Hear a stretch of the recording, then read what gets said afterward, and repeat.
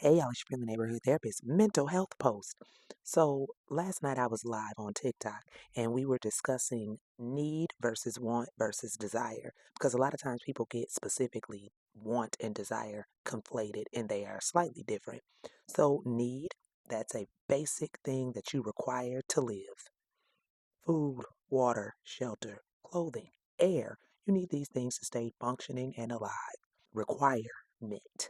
Want. A lot of times we say we want a thing. I want a relationship. I want marriage. I want children. Want is from the space of lack or deficiency. You lack the thing, or you are deficient in this thing, and therefore you want it, right? Desire, on the other hand, is deeper. Desire is more profound. It is more of an emotional longing. Desire is about fulfillment versus deficiency or lack. Keep that in mind.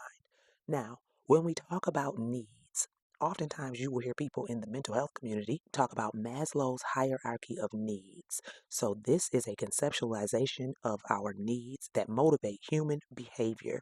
And this was created by American psychologist Abraham Maslow. Now, if you've ever seen that pyramid, you know that there are basic needs and then it goes up secondary needs, tertiary needs, all the way up into self actualization, which most people do not attain. Let's just be clear.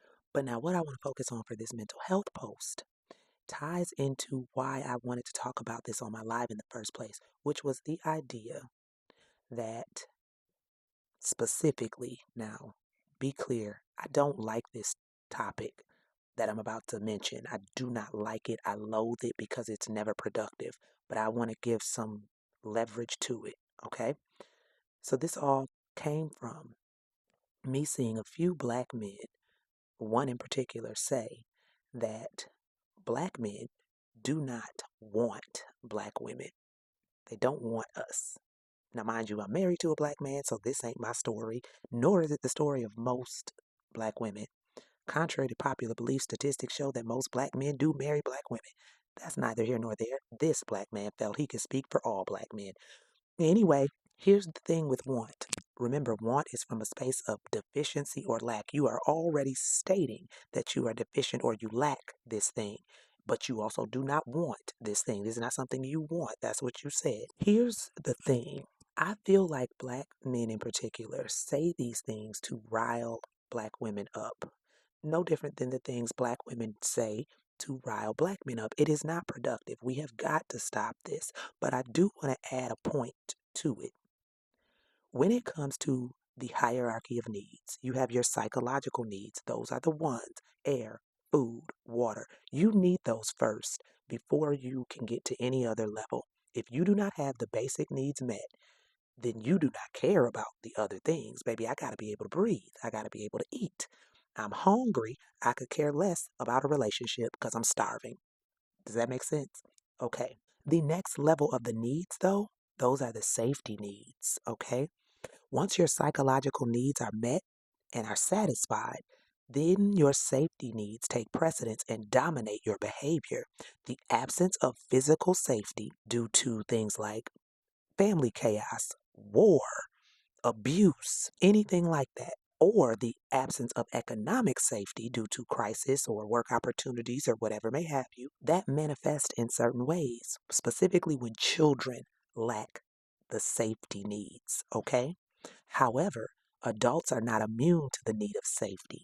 When you hear black women say protect black women, and we are specifically talking to black men, if our safety needs are not met, we are not going to be able to get to the next level, which is love and social needs. We don't care if you don't want us because we don't feel protected. Until we feel protected and safe, you not wanting or even desiring us is irrelevant. If we are not safe with you, we're not thinking about the next level. We're not thinking about romantic relationships if I don't even know if you will keep me safe. And I know that a lot of times people only feel inclined to keep safe those that they are in direct relationship with: their own mothers, their own sisters, their own cousins, their own friends, things like that. But when you come from a collectivist mindset like I do, that's not how it works. I am very village minded.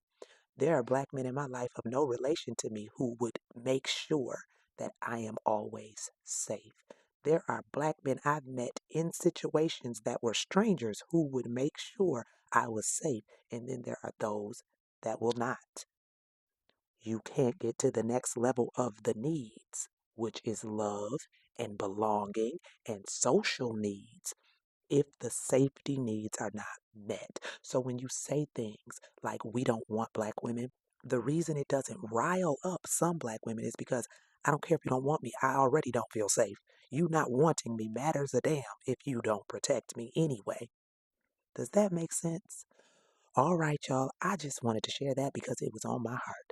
Y'all have a beautiful, wonderful rest of y'all day, and I will holler at you later.